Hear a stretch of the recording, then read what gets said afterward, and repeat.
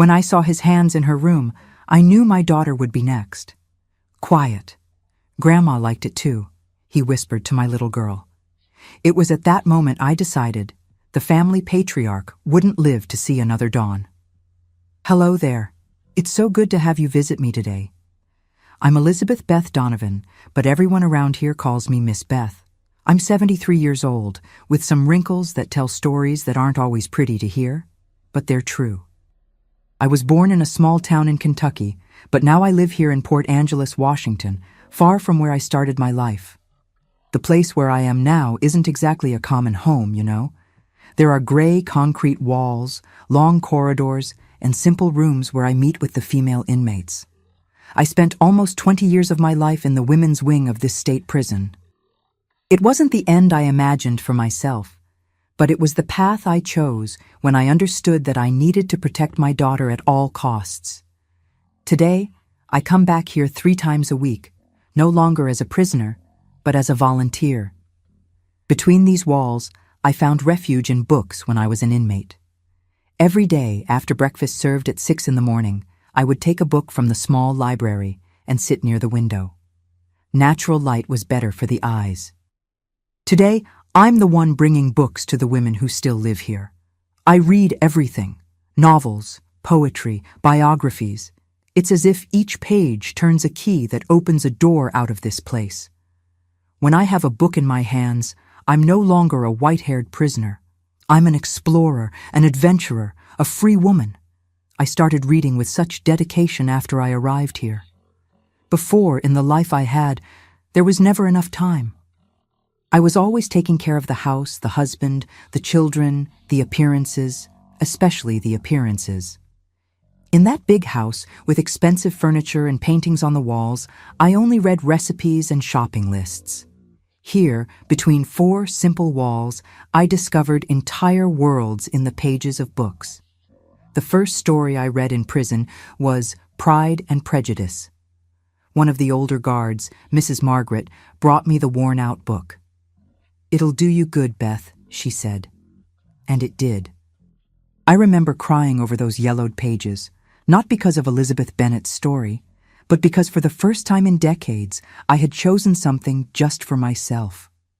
A small pleasure that no one could control or take away from me. Today, the other ladies who live here ask me to tell them the stories I read. On Sunday afternoons, we sit in the yard, and I become the prison's storyteller. Funny how life turns out, isn't it? Some of the younger women call me Grandma, and I like that. I am a grandmother. I have 2 grandchildren who never saw me outside of here, but who come to visit me once a month. It's for them that I smile, even when my heart still bleeds with old memories. If you're watching me now, I'd kindly ask you to leave a like on this video and subscribe to the Grandparents' Tales channel.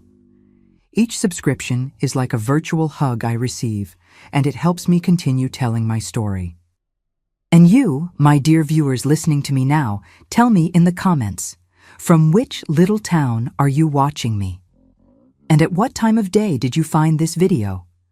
Early morning with coffee, during lunch break, or late at night before bed? I read every comment with great care and feel so happy knowing that, even from in here, I can connect with you out there.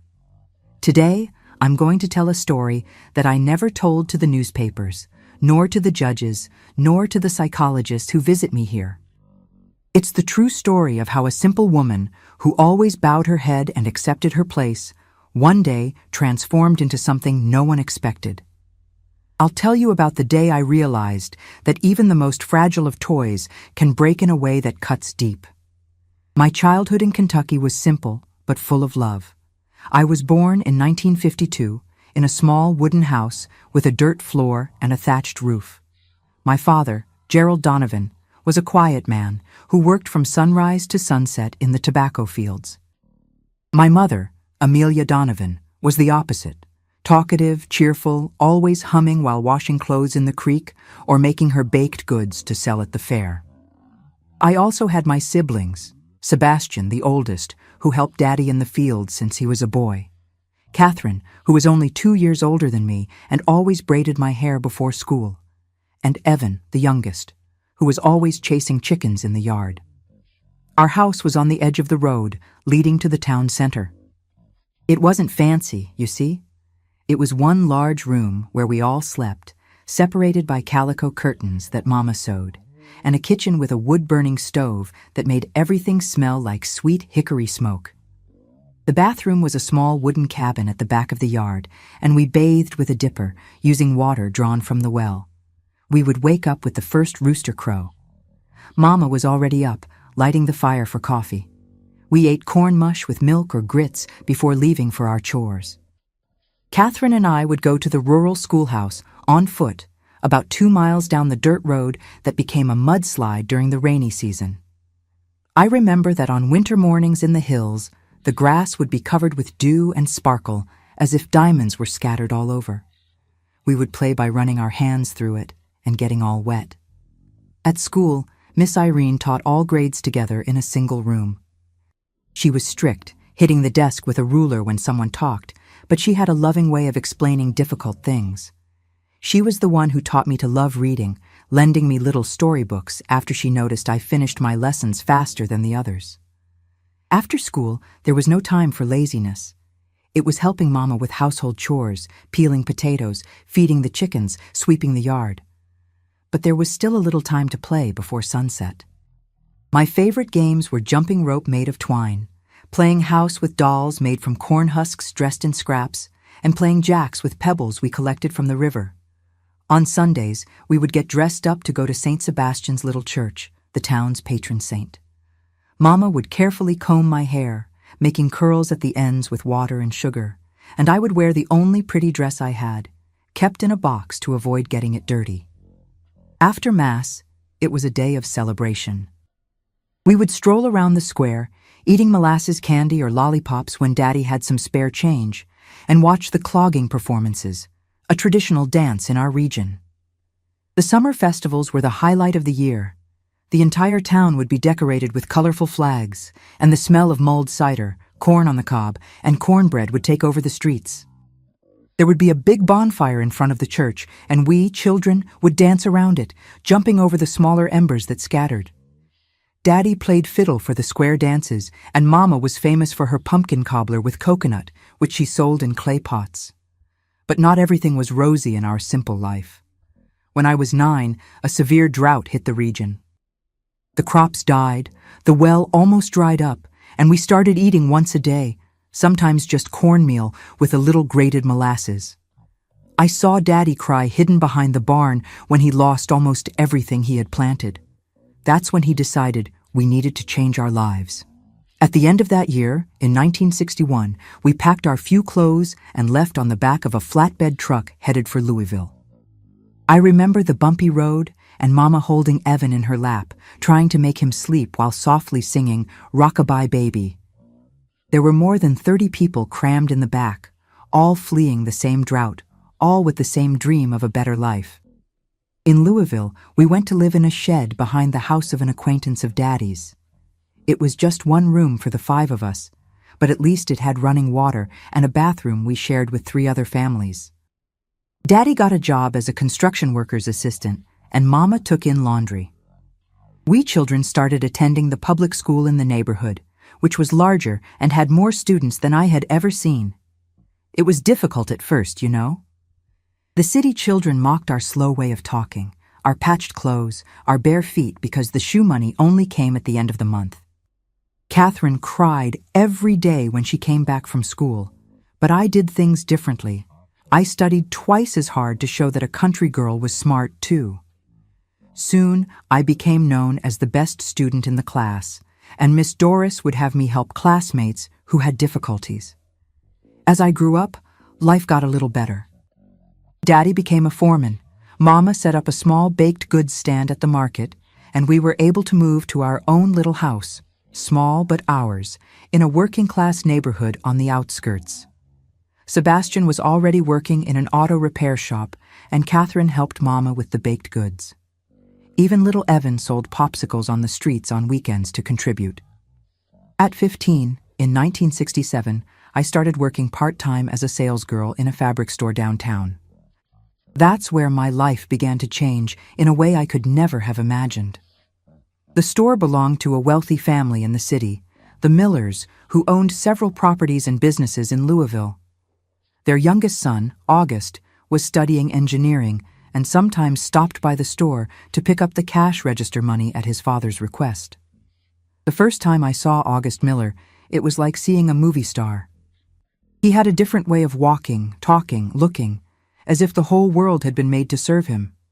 He wore clothes that I had only seen in magazines and drove a shiny car that made everyone on the street stop to look. When he greeted me for the first time, I felt my cheeks burn with shame at my simple appearance. I never imagined he would look at me as a woman. I was just the country girl, skinny, with simple braids and a cotton dress. But fate, my dears, has these ironies. What I didn't know at that time was that handsome, educated, and rich young man would be the gateway to the hell I would live years later. And that the real demon wasn't him, but the man who was waiting for me in the Miller mansion, the patriarch of the family, my future father-in-law. It was in September 1970, with my 18 years just completed, that August asked me to be his girlfriend. In those days, a proper girl didn't walk alone with a young man, especially him being from an important family, and me, a simple sales girl. Mama almost fainted when he appeared at our humble little house, all elegant in a light suit, to ask my father's permission. "Would you do me the honor of allowing me to date your daughter, Mr. Donovan?" he asked, extending his hand to my father, who was embarrassed by the calluses on his own. Daddy looked at me, then at Mama, and nodded, unable to say a word. All the neighbors came out to their doors to see the imported car parked on our dirt street. Gossip spread quickly through the neighborhood. "Elizabeth caught a rich one," they said. "Will it last?" others questioned. I didn't care about the malicious comments. I was in love and felt like I had won the lottery of life. Our courtship was quick, only 8 months. In May 1971, August surprised me with an engagement ring that must have cost more than everything my family owned. In July of the same year, we were married at the Louisville Cathedral in a wedding that made the local newspapers. "Miller heir marries simple girl," said the headline, as if it were a modern fairy tale. My wedding dress was a dream of silk and lace, chosen by August's mother, Mrs. Celeste, an elegant and cold woman who never hid her disappointment with her son's choice. During the wedding preparations, she treated me like a doll that needed to be completely remodeled. She had my hair cut, taught me to use silver utensils, hired an etiquette teacher. "You're going to enter society, dear. You need to learn how to behave," she said with a smile that never reached her eyes. But nothing prepared me for what would come next. Nothing prepared me for truly getting to know my father-in-law, Dr. Henry Miller. The first time I entered the Miller mansion as August's fiancée, Dr. Henry welcomed me with a hug that lasted too long, his hands going a little lower than would be appropriate. "Welcome to the family, my dear. August has good taste," he said, looking me up and down in a way that made me feel naked. August didn't notice, or pretended not to notice. Later I would understand that this was the pattern. He always looked the other way, always pretended not to see. After the wedding, we went to live in a house on the same grounds as the main mansion. It was a smaller building, but still luxurious, intended for the family's children who got married. There were 2 other similar houses on the grounds, where August's older brothers lived with their families. The entire complex was surrounded by high walls and guarded by security. "For our protection," my husband said. I didn't know yet that the most efficient prison doesn't need visible bars. In the first weeks of being married, I realized that the family had strange rules. We all dined together in the main mansion every night, without exception. Dr. Henry would sit at the head of the huge table, and everyone would wait in silence until he started eating. No one dared to contradict him, not even on trivial matters. The sons, grown men, would lower their eyes when he spoke louder. Mrs. Celeste, with her pearl necklaces and always impeccably manicured hands, seemed like a statue beside her husband. She smiled politely, agreed with everything, never gave opinions. Only much later would I understand that she had been his first toy, long before me. It was on an afternoon in December, 3 months after the wedding, that Dr. Henry showed who he really was. August had gone on a business trip, and I was alone at home reading a magazine. I heard knocks on the door and, upon opening it, found my father-in-law standing there with a smile that froze my soul. "I came to see how my favorite daughter-in-law is doing," he said, entering without waiting for an invitation. He closed the door behind him and advanced until he was inches from me. "August told me you're trying to give me a grandchild. How's that going?" I retreated, embarrassed by the intimate question. "We're fine, Dr. Henry." "Would you like some coffee?"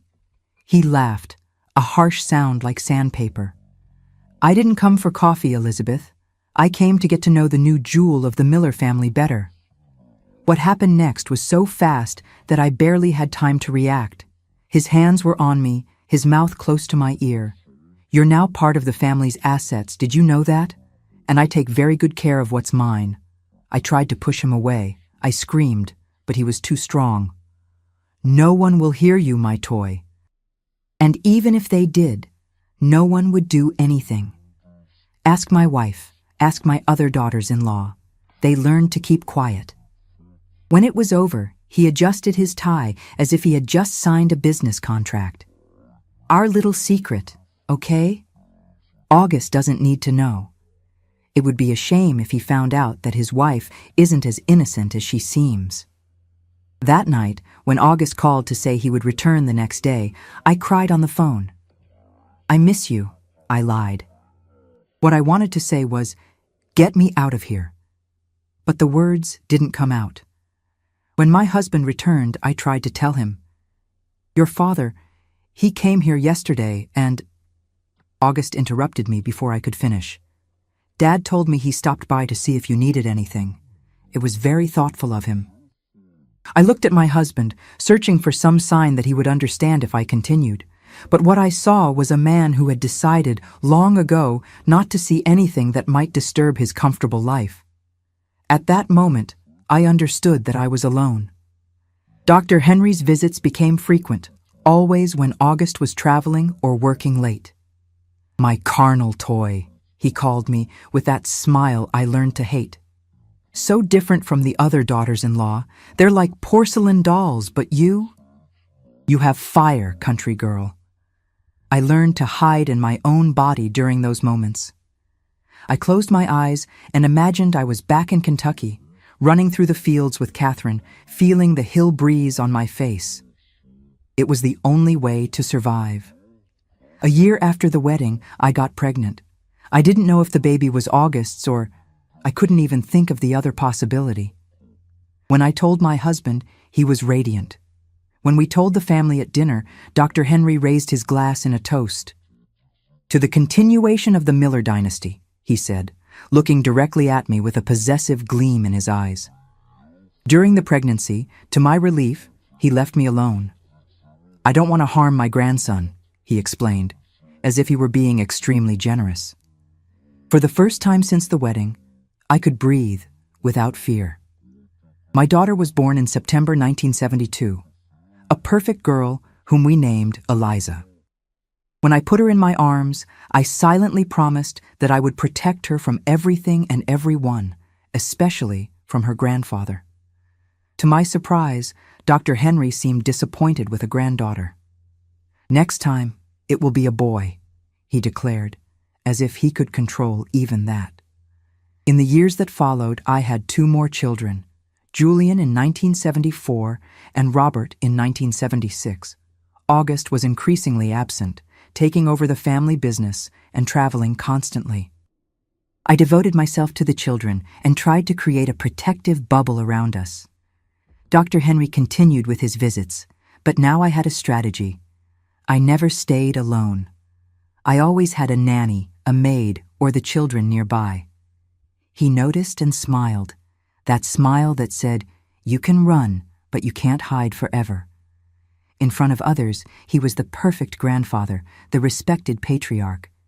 He brought expensive gifts for the children, told stories, pretended to be the kindest man in the world. The people in the city admired him, called him a benefactor, applauded his donations to hospitals and schools. Only I saw his true face. Only I knew that behind the philanthropist was a monster. In 1986, when Eliza turned 14, something began to happen that chilled my soul. I noticed how Dr. Henry's eyes followed her during family dinners. I saw how he created opportunities to be alone with her, offering to help with homework or to take her to the mall. My girl, always so smart, instinctively began to avoid him. "I don't like the way Grandpa looks at me," she told me one day, hugging her own body as if she felt cold. "It's as if he were undressing me with his eyes." Those words set off an alarm inside me. The cycle was about to repeat itself. The years between 1986 and 1990 were like living on thin ice. With each step, I felt that everything could crack beneath my feet. My life came down to a single mission: to protect Eliza from her grandfather. I had my 2 boys too, of course, but with them the danger was different. Dr. Henry was molding them in his image, teaching them to see women as he saw them, as property, trophies, toys. With Eliza, I created an invisible protection system. I never let her go to the main mansion alone. I invented illnesses, appointments, anything to keep her away from his clutches. I enrolled her in a boarding school in Virginia when she turned 15, claiming it was better for her education. In truth, it was to keep her away from her grandfather. "Why are you so opposed to Dad?" August asked me one night after I refused to let Eliza spend a weekend at the mansion while we traveled. "He just wants to spend time with his granddaughter." I looked at my husband, that man I once loved and who now seemed like a stranger, and thought about telling the truth. But what truth would that be? That his father had repeatedly violated me over the years? That now he was looking at our daughter with the same hungry eyes? That the whole family knew and kept silent, as in a silent conspiracy? "I don't trust him," was all I managed to say. August laughed, that laugh I learned to hate. "You're getting paranoid, Elizabeth. My father is a respected man. Half of Louisville owes him favors." And it was true. Doctor Henry had judges in his pocket, politicians at his dinner table, sheriffs on his Christmas gift list. Who would believe me against him? In 1990, when Eliza was 18, she returned from boarding school to spend the holidays at home. She was more beautiful than ever, with that perfect mixture of traits from my family and the Miller family. Dark hair like mine, light eyes like her father's. She was a young woman now, no longer a girl. At the first family dinner after her return, I saw Dr. Henry's look when she entered the dining room, a look that I knew all too well. "My favorite granddaughter is back," he said, standing up to hug her. I saw how his hands lingered on her back, how he pulled her too close. I saw the discomfort in her eyes, the way she subtly moved away. During dinner, he made a point of seating Eliza next to him, pushing Mrs. Celeste to the other end of the table. At every moment, he found an excuse to touch her hand, her arm, her shoulder. "Have you thought about which college Eliza will attend?" he asked, looking at August and me. "She wants to study medicine," August replied proudly. "She's already studying for the entrance exams." Dr. Henry smiled that smile that gave me chills. "Medicine? What a wonderful coincidence. I have several contacts at the medical school. I can give her private lessons, prepare her personally." An alarm sounded inside me.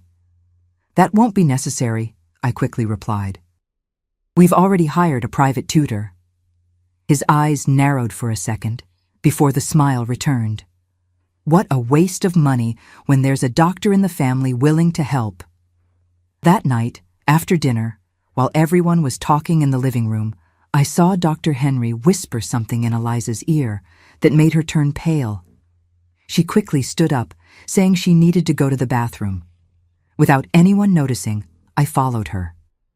Instead of going to the bathroom, she went out to the garden, breathing rapidly as if trying not to cry. "What happened, darling?" I asked, approaching her. She was startled by my presence, then relaxed. "Nothing, Mom. I just needed some air." What did your grandfather say to you? Eliza hesitated, biting her lip. He said that I've grown into a very beautiful woman, that I have your body when you were young. She crossed her arms over her chest as if wanting to hide. And that he knows I'll like the private lessons with him because you liked it when he taught you new things. My blood froze. He said that? Those exact words? She nodded, confused by my reaction. Mom, what's going on? Why do you always get strange around Grandpa? I looked at my daughter, at her innocence that would soon be destroyed if I didn't do something, and made a decision. Eliza, listen carefully. You are not going to be alone with your grandfather. Never. Understood? Never agree to be in a closed place with him. Never accept gifts from him.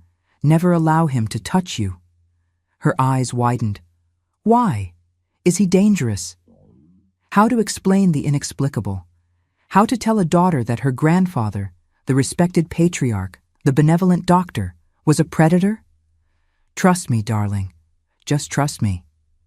In the following weeks, Dr. Henry intensified his attempts to be alone with Eliza. He would show up unexpectedly at our house, offering to take her to bookstores to buy study materials, inventing medical consultations to check her health before college. I thwarted every attempt, becoming her shadow, never leaving her alone. I slept poorly, always alert, fearing he might enter our room during the night. I installed an extra lock on her bedroom door, claiming it was so she could have more privacy. August began to notice my constant vigilance. You're suffocating the girl, he complained. She's not a child anymore, Elizabeth. You don't understand, I replied, exhausted. You never understood. Understand what? This obsession with my father? I took a deep breath, gathering courage. It was time for the truth. Your father, he's not who you think. He touched me, August, many times, when you weren't around. He called me his carnal toy. I expected tears, anger, shock. Instead, I saw something that destroyed me more than any abuse: indifference. Don't be ridiculous, he said, adjusting his tie. My father has always been attentive to you. If there was any misunderstanding, I'm sure it was your imagination. You've always been somewhat fanciful, Elizabeth, with those childhood stories from the country. At that moment, I understood that my husband knew. He always knew. Just as his mother knew, his sisters-in-law knew. It was the Miller family's public secret, passed down from generation to generation like a hereditary disease.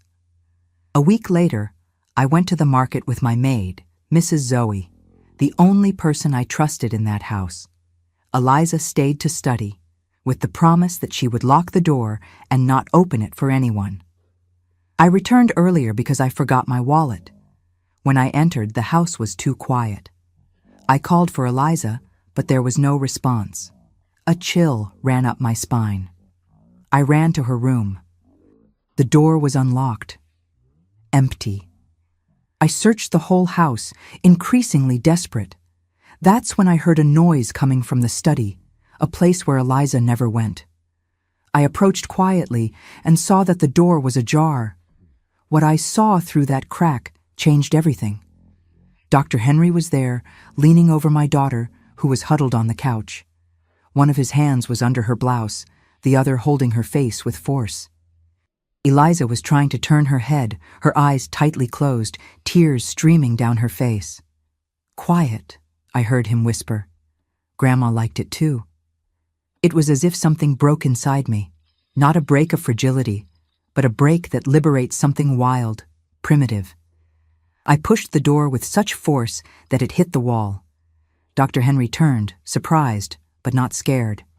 Never scared. After all, who was I to threaten him? Just his carnal toy, the country daughter-in-law, the woman no one would believe. Get away from her, I ordered, my voice firmer than it had ever been in his presence. He smiled, that smile. We're having a private conversation, dear. Why don't you come back later? Mom, Eliza sobbed, running to me as soon as he loosened his grip. I hugged my daughter, feeling her body tremble. Over her head, I looked at my father-in-law, the man who had destroyed my youth and now threatened my daughters. "This ends here," I said, my voice low but loaded with a promise that until then I didn't know I was capable of making. He laughed, straightening his expensive jacket. "Nothing ends unless I want it to, my little toy. Nothing." When he left, Eliza collapsed in my arms, crying convulsively. He said that you knew, that you allowed it, that it was normal in the family." I held her face between my hands. "Look at me, daughter. None of that is true. None of that is normal, and I never, ever allowed it." "Then why do we stay here? Why don't we run away?" The question that I myself had asked 1,000 times in the mirror. Why didn't I run? Why didn't I report him? Why didn't I scream to the world what was happening in that house of perfect appearances? Because no one would believe it. Because he would find us. Because shame paralyzed me. But now it was different. It wasn't about me anymore. It was about Eliza. "We'll run away," I decided at that moment. "Today, I'll get you and your brothers out of here." But I knew, deep in my heart, that running wouldn't be enough. He would find us, like a hunter finds his prey. He would use his money, his power, his connections. There would be no safe place as long as Dr. Henry Miller breathed. It was at that moment, hugging my daughter, that I began to plan the end of the patriarch. That night, after Eliza finally fell asleep in my bed, she didn't want to stay alone in her room. I stayed awake, staring at the ceiling. August didn't come home. Probably his father had called him with some story, and he preferred to sleep in the main mansion. Better that way. My mind was working as never before. The scene I had witnessed earlier kept repeating, his hands on my daughter, the perverse whisper, her tears, and then his laugh when I confronted him, that absolute certainty of impunity. "Nothing ends unless I want it to, my little toy." And he was right. If we tried to run away, he would find us. If I reported him, no one would believe me. Dr. Henry Miller's word against mine? One of Louisville's most influential men against a country woman? There was no contest. I got up in the early morning and went to the window. From our house, I could see the main mansion illuminated in the center of the grounds, like a medieval castle. How many women before me had looked at that house with the same despair? Mrs. Celeste, the other daughters-in-law? How many girls like my Eliza had been touched, used, broken? At some point during that sleepless night, something changed inside me. The fear that had paralyzed me for decades was replaced by an icy clarity. If the system wouldn't protect me, if justice didn't reach men like Dr. Henry, then I would be my own justice system. The next day, I sent Eliza to my sister Catherine's house in Cincinnati, inventing an emergency. August didn't even question it. He was too busy with his father's business. Julian was in college in Chicago, and Robert on an exchange program in Europe. It was better this way.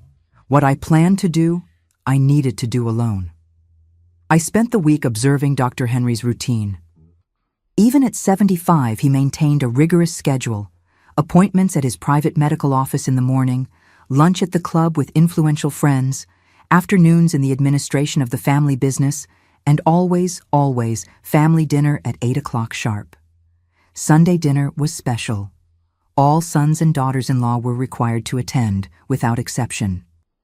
It was the moment when he reigned supreme at his solid oak table, dictating the rules for the following week, criticizing anything that wasn't according to his standards, subtly humiliating anyone who dared to challenge him.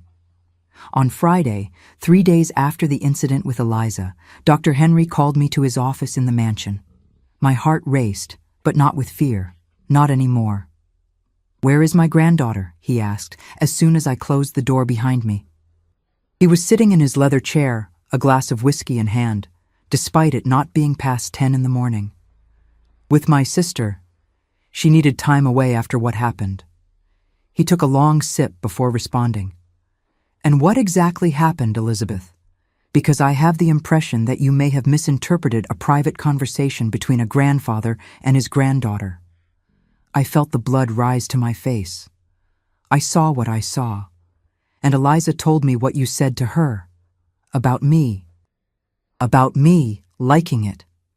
He smiled, that smile that for 20 years made me feel small. Well, my dear, don't deny that we had good moments. You were so responsive in the beginning, before you became bitter. He stood up and walked over to me. You know what your problem is? Jealousy. You're jealous because you're aging, and I naturally become interested in younger, fresher versions. She is your granddaughter, I whispered, disgusted. He shrugged. Blood is just chemistry. Desire is physics. Don't come to me with country moralism. He was so close that I could smell his whiskey breath. His hand rose to touch my face, and I needed all my control not to back away. But don't worry, my toy. I still have room for you in my collection. Sunday after dinner, send Eliza to my library. We have unfinished business, and you— his hand went down my neck. You can come afterward, like in the old days. That was the final straw, the confirmation that I had no choice. She'll be here, I lied, with a calmness I didn't know I possessed. On Sunday. When I left the office, my legs were shaking, but it wasn't from fear, it was from determination. Dr. Henry had sealed his fate. That afternoon, I visited the back house where Mrs. Zoe, my maid for 2 decades, lived. She was in the yard, hanging clothes on the line. I need to ask you something, Zoe, I began, after verifying that we were alone. About Dr. Henry. She stopped what she was doing and looked at me with eyes that knew too much, eyes that had witnessed decades of secrets on that property. What did he do now? She asked simply. I couldn't hold back the tears. Eliza, he tried. He would— I didn't need to finish. Zoe dropped the sheet she was holding and sat heavily on the bench beside the wash basin. I knew one day it would be her turn, as it was the turn of Mrs. Martha's daughter, the eldest daughter-in-law. My heart stopped. The niece? The one who committed suicide 5 years ago? Zoe made the sign of the cross. It was never suicide, Mrs. Elizabeth. The girl tried to tell her mother, but no one believed her. They called her crazy, committed her to the sanitarium. When she came out, she couldn't bear the shame and pain. I felt as if the ground disappeared beneath my feet. A girl had died. How many more had suffered in silence? I need your help, Zoe. The old maid looked at me intensely. For what? To end this, once and for all. She didn't ask how, she just nodded slowly. It's about time. On Saturday, with the excuse of preparing a special dish for Sunday dinner, I asked Mrs. Zoe to buy a new belt for me.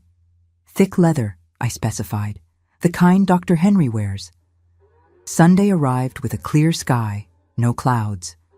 I dressed carefully for dinner, choosing a discreet dress, hair tied back, no makeup. I wanted to be invisible, as I always was in that house. Before leaving, I called Eliza in Cincinnati. Stay there with your aunt, my love. Don't come back until I call again. What are you going to do, Mom? I hesitated. What I should have done a long time ago. Dinner started as always, punctually at 8. Dr. Henry at the head, Mrs. Celeste to his right, the eldest son and his wife right after. August sat to his father's left, and I beside August. Eliza's chair was empty. Where is my granddaughter? Asked Dr. Henry, while the maids served the appetizer. She stayed in Cincinnati, I replied. She wasn't feeling well. I saw a gleam of irritation in his eyes, quickly masked by a smile for the other guests. What a pity, I had a matter to discuss with her. Under the table, my hands tightened on the leather belt I had hidden in my purse. I waited patiently, eating little, drinking less, as dinner progressed. Dr. Henry, as always, dominated the conversation, talking about politics, business, criticizing the government, boasting of his connections. At the end of the meal, when the maids brought coffee, He made one of his usual deprecating jokes. Looking at me with that cruel smile, he said, "Elizabeth seems sad today. Perhaps she misses the times when she was my favorite little toy." The entire table fell into an embarrassed silence. Some forced laughs, lowered gazes. The usual. But this time, I didn't lower my eyes. I looked directly at him, at that aged but still arrogant face, at those eyes that had seen my terror and fed on it. "You know, Dr. Henry," I began, my voice strangely calm. "You're right. I was your toy, as my daughter would be, as others were before me." The silence became even heavier. Mrs. Celeste paled. The other daughter-in-law, Martha, began to tremble. "Elizabeth, you've had too much to drink," interrupted August, placing his hand on my arm. I pushed his hand away. "No, August. I've drunk too little all these years. I've accepted too much. I've kept quiet too much." Dr. Henry laughed, but there was tension in his eyes now. "Looks like my country daughter-in-law has finally found courage. Or would it be madness?" "Courage," I replied, slowly standing up. "The same courage my daughter found to tell me what you tried to do to her. The same courage your grandniece didn't have because no one believed her." The eldest daughter-in-law, Martha, sobbed loudly. Dr. Henry also stood up, his face red with anger. "This is absurd. August, control your wife." But I was already walking toward the head of the table, the leather belt firm in my hands. "The toy broke, Dr. Henry. And now it's your turn to feel what it's like to be used." What happened next was fast, but in my memory, it's as if time had slowed down, each second stretching like molasses. Dr. Henry stood up, knocking the chair backward. His face, normally controlled, showed genuine surprise. I think, in all those years, he never imagined that I would be capable of confronting him. "You've gone mad," he said, looking around at the family, seeking support. "This woman is delirious." But something had changed in the room. The silence was no longer one of complicity. It was one of expectation, as if everyone were holding their breath, waiting for what would come next. I went around the table, approaching him, the belt firm in my hands. "For how long, Dr. Henry? How many women? How many girls?" He took a step back, then composed himself. He became the intimidating patriarch again. "Don't take another step, Elizabeth. You don't know who you're messing with." "I know exactly who I'm messing with," I replied. "A man who uses power to hurt the weaker, who abuses the women in his own family and thinks it's his right." He laughed, that laugh that would haunt me forever. "And what are you going to do? Hit me with that belt? Kill me in front of everyone? Be sensible, my dear. Even if you succeed, you'll spend the rest of your life in jail." It was my turn to smile, a smile I didn't know I possessed. "Maybe, but you won't be there to see it." He must have seen something in my eyes, because for the first time, I saw fear in his. Real fear. Everything happened very quickly after that. He tried to grab a knife from the table. I lunged forward with the belt. There were screams, the sound of dishes breaking. I wrapped the belt around his neck with a strength I didn't know I had. Years of contained anger, of humiliation, of fear for my daughter. Everything transformed into pure energy at that moment. He struggled, his hands scratching mine, his eyes bulging. I could see the exact moment when the realization hit him. He was dying at the hands of his toy. August tried to pull me away, shouting something I couldn't understand. Someone, I think it was Martha, was screaming for me to stop. Others just watched, paralyzed. I don't know how long it lasted. Seconds? Minutes? I just know that I didn't stop until he collapsed in the chair, his face purple, his eyes glazed, his body lifeless. The room plunged into absolute silence. For a moment, no one moved. It was I who broke the silence. I released the belt, which fell beside the body, and looked at everyone around the table. "It's over," I said simply. And then, turning to where Martha was holding the hand of her mother-in-law in shock, "Now she's safe. All of them are." What followed was chaos. August grabbed me by the arms, shouting that I had gone mad, that I had killed his father. The older brother called the police, stammering on the phone. Mrs. Celeste just sat there, looking at her dead husband with an expression I couldn't decipher. Relief? Shock? Maybe a bit of both. I didn't try to run. I didn't try to explain myself. A strange calmness had taken over me, as if a huge weight had been lifted from my shoulders, even knowing that another, equally heavy one, was about to fall on them. The police arrived in minutes. The Miller mansion received special attention after all. I surrendered without resistance. I killed him, I told the sheriff when he arrived. Just me. No one else was involved. At the police station, I told the whole truth. The years of abuse, the threats, what he had tried to do to Eliza. I told about the niece who committed suicide, about the family's complicit silence. The sheriff listened to everything with an impassive expression. When I finished, he sighed deeply. Mrs. Elizabeth, I understand your motives, but the law is clear. You committed premeditated homicide.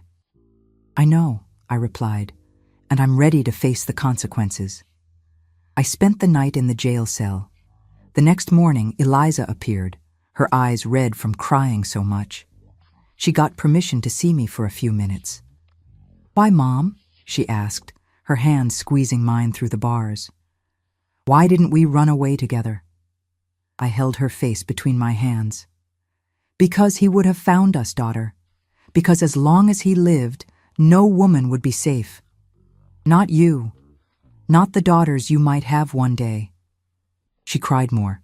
But now they're going to take you away. I'll be without you. Listen to me carefully, I said firmly. You're alive. You're whole. That's what matters. Go to Chicago with your brother. Study medicine as you've always dreamed. Build a life far from this city, far from this family. Use the money I saved in the blue box under my bed. And you? I smiled with all the courage I could gather. I'll be fine. I made my choice, knowing exactly what would come after. When they took her away, I felt as if my heart was split in half. But I didn't regret it. I don't regret it to this day. The trial was quick, considering the influence of the Miller family. August hired the best lawyers, not to defend me, but to ensure I received the maximum sentence. He refused to see or speak to me again. Surprisingly, some voices rose in my support. Mrs. Zoe testified about what she had seen and heard over the years. A former mansion employee came to tell similar stories. And then, the most unexpected, Martha, the eldest daughter-in-law, broke the family silence. She told about her daughter, about how Dr. Henry had abused her for years, about how no one believed her until it was too late. But the judicial system doesn't work based on moral justifications. I confess that part of me expected understanding, perhaps a reduced sentence. That's not what happened. Elizabeth Donovan Miller, this court sentences you for qualified homicide to 20 years of imprisonment, announced the judge, without looking me in the eyes. When they took me handcuffed out of the court, a reporter managed to approach. Do you regret it? She asked, microphone extended. I stopped, looked directly at the camera, thinking of all the women who might be watching, of all the Elizas in the world. No, I replied with simplicity. I don't regret it. My daughter is safe. And the cycle ended. The first years in prison were the most difficult, adapting to a world of bars and rigid schedules, missing my children, the loneliness in the endless nights. But strangely, I also experienced a freedom that I had never known before. For the first time in decades, I didn't live in fear. I didn't need to look over my shoulder, fearing the approach of familiar steps. Eliza visited me whenever she could. She told me about medical school in Chicago, about how she was building a new life. Eventually, Robert also started visiting me. Only Julian, who was always closer to his father, stayed away for many years. In 2000, after 10 years in prison, I received news that changed everything. I was transferred to the penitentiary in Port Angeles, Washington. At first, I didn't understand the reason. Why would they send me so far away? The answer came in the form of a letter from Martha. After my imprisonment, she had initiated a private investigation into Dr. Henry's business. She discovered things that went far beyond family abuse. Money laundering, influence peddling, even connections to drug trafficking. The Miller family began to crumble under the weight of these revealed secrets. August, trying to save what remained of the empire, made powerful enemies. One of them, according to Martha, had connections in the prison system and arranged my transfer to Washington.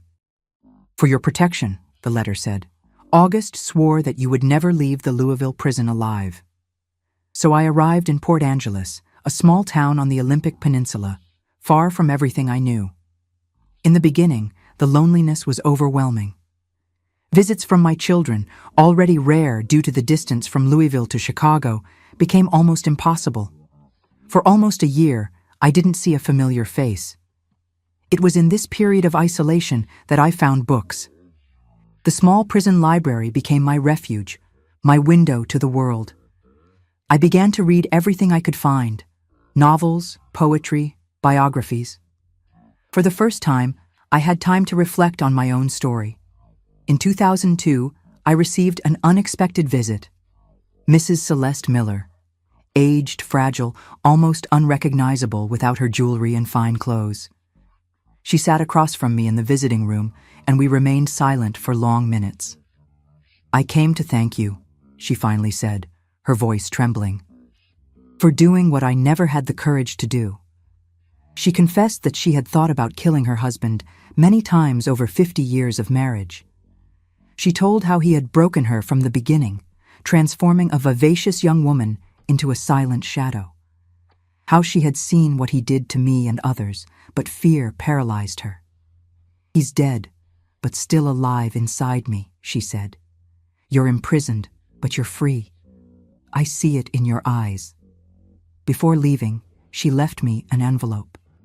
Inside, documents proving that she had created a fund to guarantee my support in prison and a small savings for when I got out. It's not compensation, she explained. It's so that you never have to depend on anyone again. It was the only time I saw her. I learned years later that she passed away in 2005, alone in the emptied mansion. In 2006, after 16 years of incarceration, I received extraordinary news. My sentence had been reduced for good behavior. Instead of 20 years, I would serve 18. It meant that in 2008, I would be free. Eliza, by then a doctor graduated from Chicago, came to visit me to celebrate. She was beautiful, strong, with the bright eyes of someone who doesn't carry the weight that I carried. She brought photos of her brothers. Julian, finally reconciled with the idea of having an assassin mother, was working as an engineer in Seattle. Robert had established himself as a university professor in Boston. When you get out, you can live with me in Chicago, offered Eliza. I have a large apartment with plenty of room. I thanked her, but I already had other plans. I'm going to stay here in Port Angeles, I said. I've found a peace here that I never had anywhere else. She didn't understand immediately. How could someone voluntarily want to stay close to a prison? But for me, it made perfect sense. In Port Angeles, no one knew me as the woman who killed her father-in-law. I was just Miss Beth, the lady who liked to read. A complete fresh start. On May 17, 2008, I walked out through the prison gates carrying only a small suitcase with clothes and some favorite books. I was 56 years old, more than half of my hair white, deep wrinkles around my eyes. But I felt strangely young, as if I were being born again. With the money left by Mrs. Celeste, I rented a simple little house by the shore. Little by little, I integrated into the local community. I began attending church, helping with literacy campaigns, teaching children to read on weekends. People welcomed me without asking many questions about my past. In 2010, I met Mr. James, a quiet widower who repaired boats and liked to tell stories of the sea. We started as friends, sharing books and conversations on the porch of my house. He taught me how to fish, to recognize the birds of the peninsula, to feel the rhythms of the Pacific Northwest. I taught him about the books I loved so much. There was no formal request, no specific moment when we decided to be together. It simply happened, as natural as the tide that rises and falls in the sea. He never asked details about my time in prison, and I never felt the need to explain. He accepted me as I was, with my dark past and all. "We only need to look forward, Miss Beth," he would say with his simple wisdom. "What's behind has already been lived." My children came to visit me in 2012, all three together for the first time in decades. They met James, saw my simple but dignified life, and I think they finally understood my choice. Eliza, in particular, seemed relieved to see me at peace. It was during this visit that I met my grandchildren for the first time. Julian's son, a smart 5-year-old boy, and Robert's twins, 2 adorable 3-year-old girls. Eliza didn't have children. She dedicated herself entirely to her medical career, working with traumatized children. "Everything I went through inspired me to help others who didn't have someone to protect them," she explained as we walked along the beach in Port Angeles. I looked at my daughter and felt a pride so great it barely fit in my chest. The cycle had truly been broken. Where there was pain, she created healing. Where there was silence, she gave voice. Where there was fear, she built safety. And I, who once was a carnal toy in the hands of a monster, was now just Miss Beth, a lady who read books, fished in the sea, and sometimes told stories to the village children. Justice has many faces, my dears. The one from the courts condemned me for taking a life. But there's another justice, deeper, that understands that sometimes we need to go through the fire to find the light on the other side. That's what I did that Sunday night when I wrapped a belt around the patriarch's neck. I went through the fire, and although it burned me terribly, although I lost almost 2 decades behind bars, although I watched my children grow up from a distance, I don't regret it, because my Eliza is safe, because my granddaughters will never know the terror I knew. Because the cycle of abuse that could have continued for generations was interrupted by the hands of a woman who one day decided not to be a toy anymore. It's funny how life turns out, isn't it? Today, at 73, I'm back at the prison where I spent almost 2 decades of my life. But not as an inmate. I come as a volunteer, 3 times a week, to give reading classes and tell stories to the women who are still serving time. My little house in Port Angeles remains the same, simple and welcoming, with the porch facing the sea. I live there with Mr. James, who is now 78 years old and continues to repair boats, although more slowly. We got married in 2015, a small ceremony attended by my children and some local friends. It was the first time I wore a white dress by my own choice. Our routine is peaceful and predictable, exactly as we like it. I wake up early, with the first rays of sun coming through the window. I prepare a strong coffee and sit on the porch to watch the sea awaken. Sometimes James joins me. Other times he has already left to check the nets he set the night before. On Monday, Wednesday, and Friday mornings, I take the bus that takes me to the women's penitentiary. It's a journey of almost 2 hours, but I don't mind.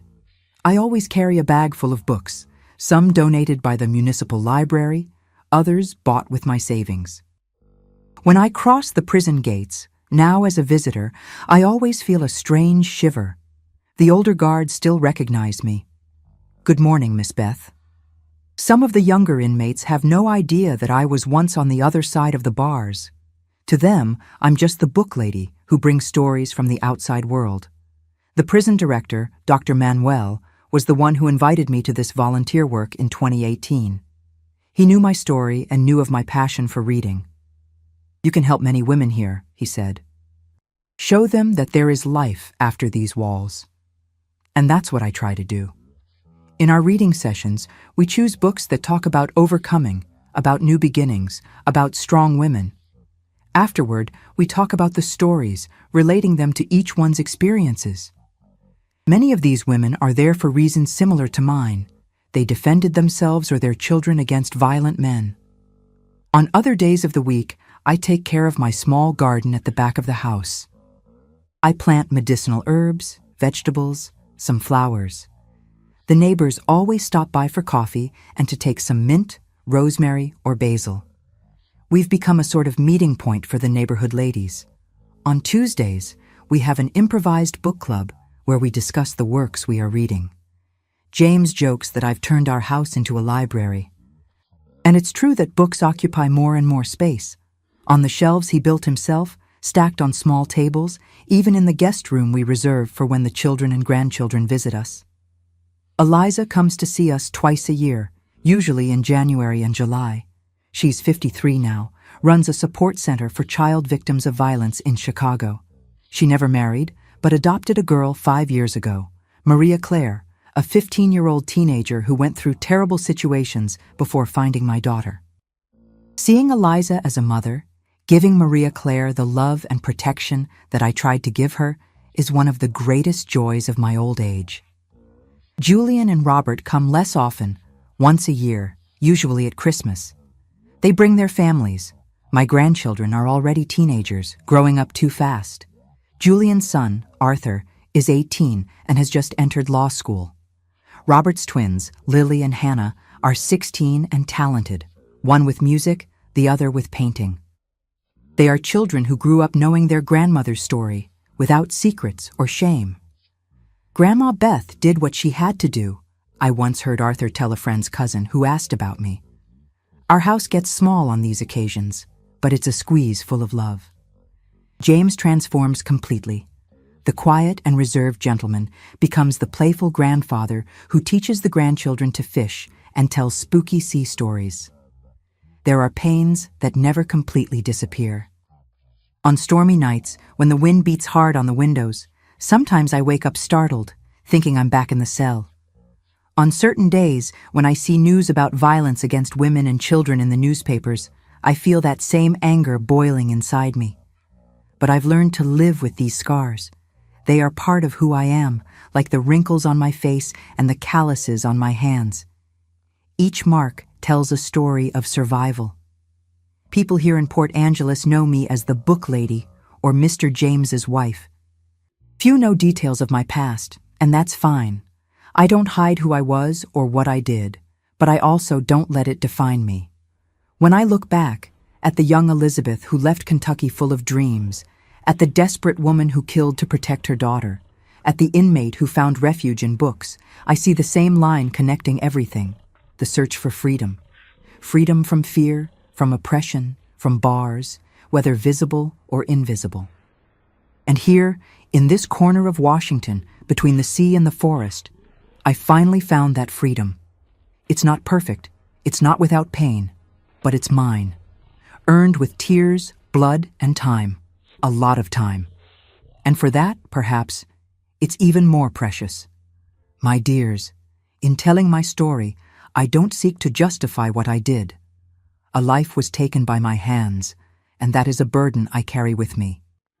But I hope you understand that sometimes, when all paths seem blocked, when the system that should protect fails, a mother does what needs to be done to save her child. If you are trapped in an abusive situation, if you feel there is no way out, if you fear for your life or for the lives of your children, listen to what this old woman has to say. Don't wait until you reach the point I did. Seek help before. Today, there are support networks that didn't exist in my time. There are people willing to believe, to extend a hand, to offer shelter. In any country, in any city, there are organizations dedicated to protecting women and children. Look for them. If the first person doesn't believe you, look for another and another and another. Don't give up seeking help. Don't let fear paralyze you as it paralyzed me for so many years. Silence is the abuser's best friend. He feeds on shadows, on secrets, on shame. When you speak up, when you expose what is happening, you are already taking the first step toward freedom.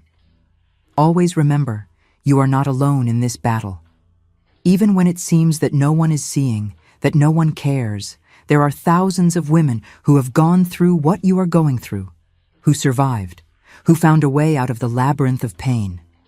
For years, I carried the weight of silence as if it were a cross too heavy for my shoulders. I believed that if I endured everything alone, I could protect my children. But silence only protects the monsters, never their victims. True strength isn't in enduring the unbearable, but in having the courage to say no more, to set boundaries, to demand respect, to recognize that you deserve a life without fear. Each time a woman breaks the silence, she is not only saving herself, she is lighting a torch that can guide other women lost in the darkness. That's how we break the cycle of abuse, one voice at a time. If my story serves only for a single woman to find the courage to seek help before reaching the point I reached, then it will have been worth reliving these painful memories. My dear viewers listening from all corners of this country and the world, if you know someone living under the shadows of fear, be the extended hand that I didn't have. Believe them. Support them. Help them find a path that doesn't end in a prison cell or in a grave in the cemetery. Please do a favor for this old lady who has seen much pain and much healing in this life. Subscribe to Grandparents' Tales right now and hit the notification bell. Each subscription means one more aware person, one more attentive eye, one more hand that can interrupt the cycle of violence before it destroys another family. And leave me a comment with the word freedom. I want to know who stayed with me until the end of this journey, who understood that even in the darkest situations, we can always find a path to the light. Do it now. Don't wait another minute. Your participation is part of the protection chain we are building together. God bless each one of you. This old Beth thanks you for the time we spent together today. And always remember, even the most broken toy can have enough strength to break the chains that imprison it.